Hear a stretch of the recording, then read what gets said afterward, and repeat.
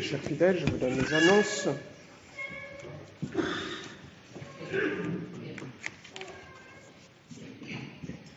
L'Église célèbre donc le dimanche des Rameaux.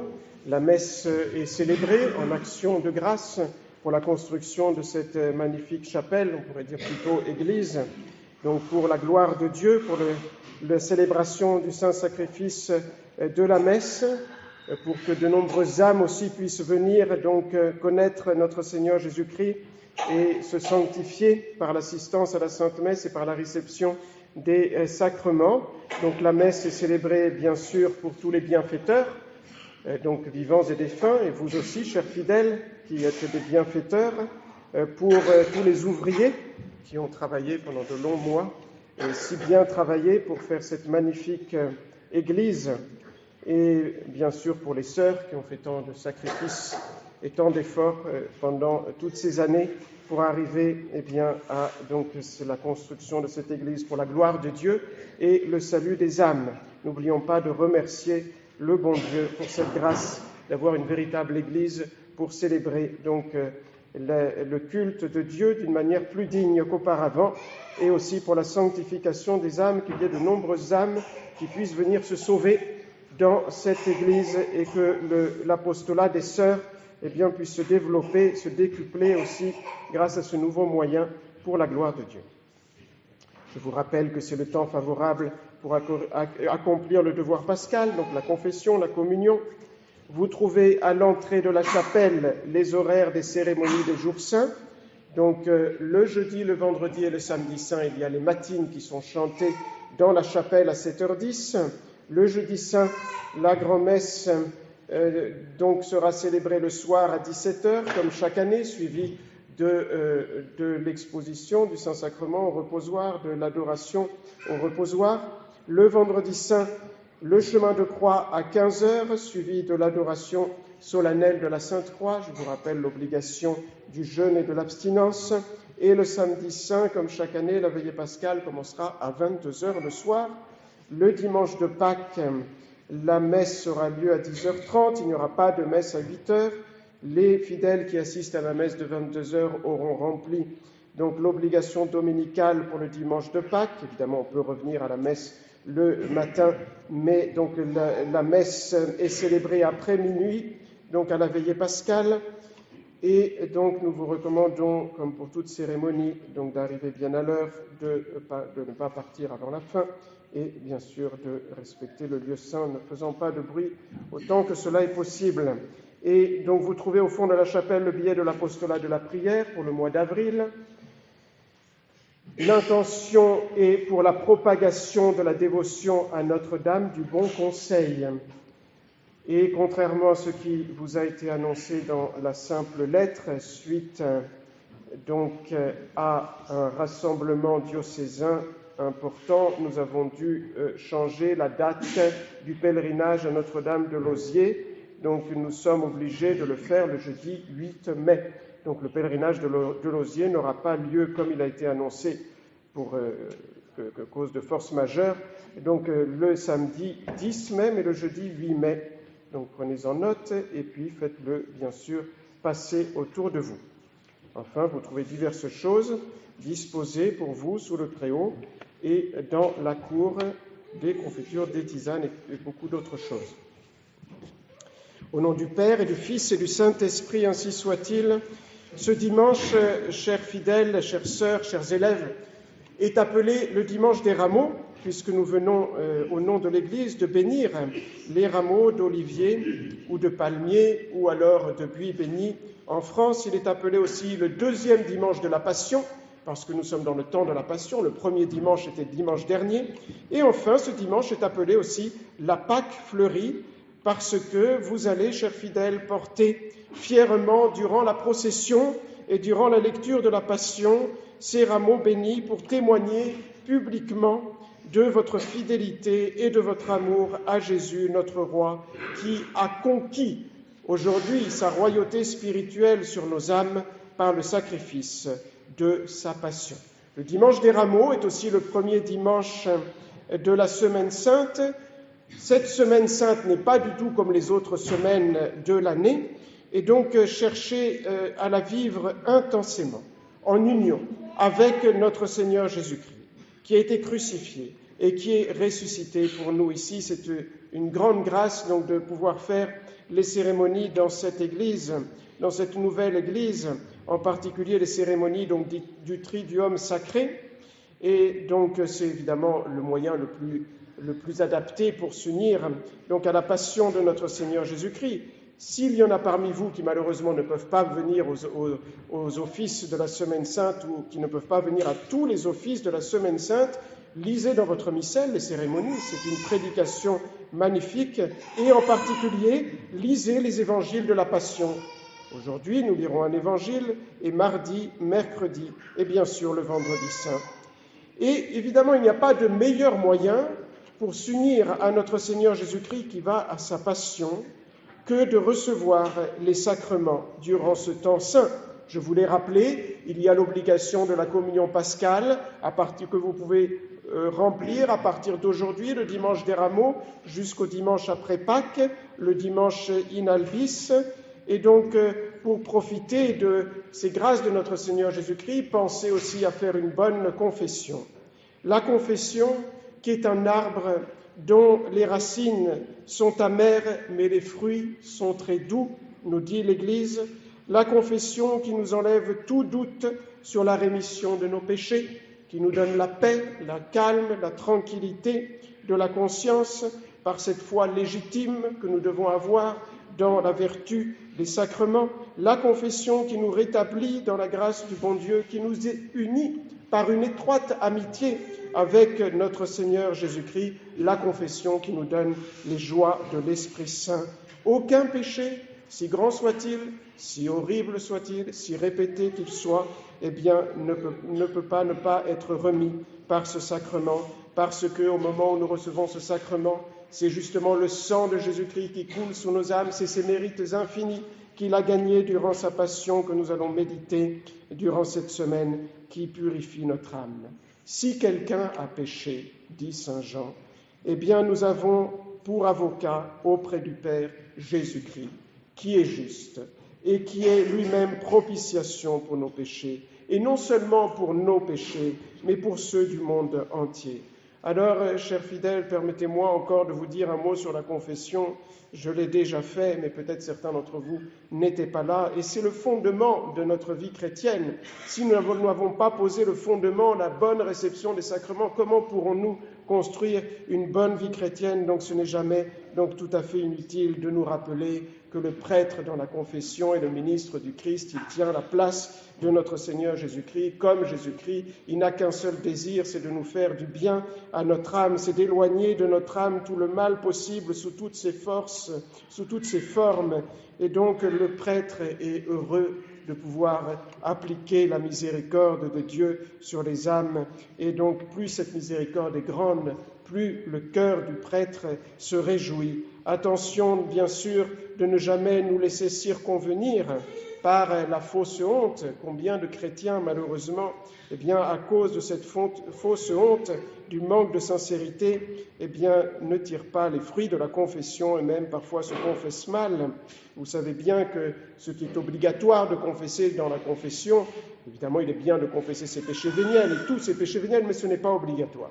Ce qui est obligatoire, bien sûr, c'est de confesser tous les éventuels péchés mortels, donc en précisant l'espèce, c'est-à-dire contre quel commandement, donc contre quelle vertu, et aussi le nombre, ou alors le nombre le plus précis possible, par exemple, donc la fréquence. Et comme il est bien de le rappeler toujours, eh bien, si quelqu'un ne sait pas comment s'y prendre pour certains péchés, si dans sa vie passée, eh bien, on éprouvait quelques doutes sur la validité d'une confession, attention, il ne faut pas tomber dans le scrupule, il ne faut pas être anxieux, certainement pas, mais il faut donc savoir que si même on avait oublié quelques péchés, on découvrait quelques péchés ou oubliés ou omis volontairement dans le passé, eh bien, il suffit de dire au confesseur que quelque chose nous tourmente dans notre vie passée, et le confesseur en sait assez pour faire une bonne confession, et donc il suffit de faire ce qu'il dit, et ensuite il faut être tranquille, tout est arrangé, donc, mais vraiment pour l'amour de Dieu, mettons tous notre conscience, mettez tous votre conscience en ordre durant cette semaine sainte, et comme si nous allions mourir, n'est-ce pas? Si jamais, en tout cas, quelque chose nous tourmentait, eh bien, faisons une bonne confession. Et je voudrais ajouter encore que même s'il arrivait qu'on ait quelques fautes, qu'on n'ose pas avouer à tel prêtre, il est bien de rappeler qu'il vaut mieux 1000 fois aller trouver un autre prêtre fidèle à la foi que de commettre une confession sacrilège. Par exemple, cette semaine, demain et après-demain, il y aura un autre prêtre ici à la maison Saint-Joseph. Évidemment, il faut faire la confession donc le mieux possible et prendre les moyens pour cela, et s'il le faut, s'adresser à un autre prêtre. Et donc, quelques mots, chers fidèles, sur les cérémonies de la Semaine Sainte qui peuvent nous préparer à recevoir bien les sacrements et qui surtout, vont nous assurer la persévérance et les meilleurs fruits, justement, de la réception des sacrements. La liturgie d'aujourd'hui exprime par 2 cérémonies, l'une qui est pleine de joie, l'autre qui est pleine de tristesse, les 2 aspects sous lesquels l'Église considère le sacrifice de la croix. Il y a tout d'abord cette bénédiction à laquelle vous venez d'assister, la procession que nous allons faire, où tout déborde véritablement d'une sainte allégresse qui nous permet donc de revivre, 20 siècles après, la scène grandiose de l'entrée triomphale de Jésus à Jérusalem. Jésus qui est acclamé par le peuple juif comme le Messie, comme le roi, comme le prophète, comme le grand prêtre, qui prend possession de sa capitale, la capitale d'Israël, qui est donc Jérusalem, et qui est la figure de la Jérusalem céleste du ciel. Au IVe siècle déjà, on lisait à Jérusalem, à l'endroit même où Jésus-Christ avait commencé cette marche triomphale, le récit de l'Évangile que nous allons lire maintenant. Et ensuite, un évêque, dès le IVe siècle, montait sur un âne pour imiter le geste de notre Seigneur Jésus-Christ et allait du mont des Oliviers jusqu'à l'église de la Résurrection dans Jérusalem, entouré de la foule qui portait des rameaux et qui chantait des hymnes et des anciennes. On peut d'ailleurs retrouver encore des images, même des vidéos de ces belles cérémonies d'autrefois à Jérusalem. Et là, on lisait un passage de l'Exode, celui que vous venez d'entendre, donc qui relate la sortie d'Égypte, ce peuple de Dieu qui donc campait à l'abri des palmiers et donc auprès de 12 fontaines, et Moïse qui leur promettait la manne pour les nourrir. Et tout cela était une figure, cela annonçait ce que nous vivons maintenant avec le Christ, cher fidèle, par sa passion et par sa mort, qui vient nous délivrer, qui vient délivrer les âmes de la servitude du péché, en conduisant toutes les âmes de bonne volonté jusqu'aux fontaines du baptême. Malheureusement, cette année, nous n'aurons pas de baptême d'adultes, mais j'espère que nous en aurons bientôt, n'est-ce pas, de ces âmes qui viennent à Jésus-Christ pour recevoir la grâce de Dieu et ensuite qui viennent se nourrir. Nous nous nourrissons de la manne de l'Eucharistie. Et donc, l'Église de Rome n'a ajouté qu'une seule chose à cette cérémonie très antique, c'est la bénédiction des rameaux, qui, donc, vous l'avez vu, ressemble en quelque sorte à une messe. Et donc là, tout est expliqué dans les oraisons. Ce cortège des fidèles qui va se faire maintenant, qui se fait un peu partout dans le monde, avec les palmes à la main, l'hosanna sur les lèvres, acclame la royauté de notre Seigneur Jésus-Christ. Nous, ces fidèles, qui sommes tous unis par le baptême, justement, par l'Eucharistie et par la pénitence, la confession. Et voici qu'à notre tour, nous a fait dire l'Église dans une oraison, dans la plénitude de la foi, reprenant le geste des Juifs dans toute sa signification, nous vous supplions, Seigneur Saint, Dieu Père et Éternel, de nous faire triompher en lui et par lui de l'empire de la mort, afin que nous puissions avoir part à la gloire de sa résurrection. Ensuite, quand nous aurons fini la procession, vous le savez sans doute, quelques choristes, quelques chantres vont rentrer à l'intérieur de l'église. Ils représentent les anges dans le ciel, dans la Jérusalem céleste, et ils vont alterner avec le clergé, avec les sœurs, avec les fidèles aussi. Et donc, à l'extérieur, le chant de l'Hosanna. Et nous sommes les soldats du Christ, nous sommes encore à l'extérieur de la Jérusalem céleste, nous sommes encore dans la mêlée du combat, mais nous acclamons le roi de gloire. Gloria laus et honor. Gloire, louange et honneur à notre Seigneur Jésus-Christ. Ensuite, le servant va frapper avec la hampe de la croix 3 fois sur la porte de l'église, et nous allons pénétrer dans l'église. Cela représente cette entrée que nous ferons, avec la grâce de Dieu, espérons-le, et bien dans la Jérusalem céleste. Et ensuite, vous devez garder, vous le savez, religieusement, dans votre maison, ce buis béni. Vous devez l'attacher à vos crucifix. C'est un sacramental, donc, qui rappelle la victoire que Jésus a remportée pour nous sur la croix et qui nous invite à militer, à combattre à sa suite avec confiance et courage, donc par nos bonnes œuvres, par nos efforts pour avoir une bonne vie chrétienne. Et ces rameaux, chers fidèles, attirent la bénédiction de Dieu, attirent la protection de Dieu sur vos familles, sur vos maisons. L'Église a tout prévu. Il n'y a rien à ajouter, il y a tous les rites, toutes les prières, toutes les traditions de l'Église pour nous protéger, pour nous aider en cette vie. Il n'y a pas à chercher des choses extraordinaires, n'est-ce pas? L'Église a tout prévu dans sa liturgie et ses prières antiques. Et enfin, il y a cette deuxième partie de la cérémonie, qui est la Sainte Messe, et qui là va être empreinte de tristesse. Tous les chants, toutes les lectures se rapportent désormais au douloureux souvenir de la passion de Jésus. Nous allons lire la lecture de la Passion.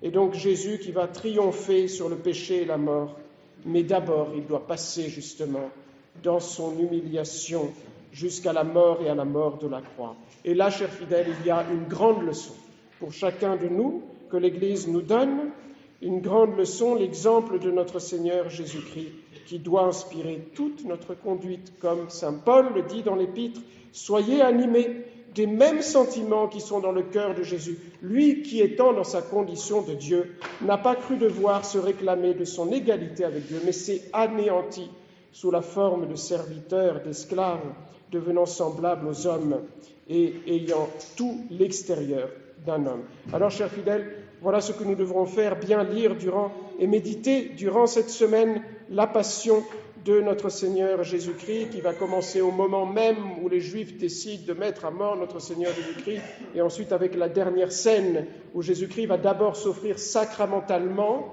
en célébrant la première messe, pour pouvoir s'offrir ensuite physiquement sur la croix le vendredi saint. Et donc tous ces événements ne nous demandent pas que quelques minutes de réflexion. C'est toute notre vie que nous devons méditer sur la passion de notre Seigneur Jésus-Christ. Par la liturgie, mais si nous ne pouvons pas, comme je vous l'ai dit, toujours, par la prière, par la méditation, par le chemin de croix que nous ferons le vendredi saint, ces journées ne doivent pas être comme les autres. Cette semaine, c'est la dernière du carême, c'est la dernière semaine de pénitence, de jeûne, surtout le vendredi saint. C'est le dernier effort avant Pâques, avec cette pénitence extérieure qui doit surtout refléter notre pénitence intérieure. Le cœur contrit, humilié, la douleur de nos propres péchés, avec peut-être une confession bien faite, avec la communion pascale, faite avec une grande ferveur et un grand amour. Il n'y a pas de meilleur moyen pour s'unir à la passion de notre Seigneur Jésus-Christ que de recevoir les sacrements, que d'assister à la Sainte Messe. Et nous devons remercier tous les jours Jésus, justement de ces sacrements. Le jeudi saint, nous allons adorer notre Seigneur Jésus-Christ dans le Saint-Sacrement. Et ensuite, la passion s'arrête au tombeau de notre Seigneur Jésus-Christ. Et tout nous parle, au moment de sa mort, de sa résurrection. C'est cela le but. Nous aussi, chers fidèles, nous devons ressusciter avec notre Seigneur Jésus-Christ. C'est la plus grande fête, celle de Pâques, que nous préparons, où nous demandons à Jésus-Christ d'être ses vrais disciples et de ressusciter un jour avec lui pour l'éternité. Au nom du Père et du Fils et du Saint-Esprit, ainsi soit-il.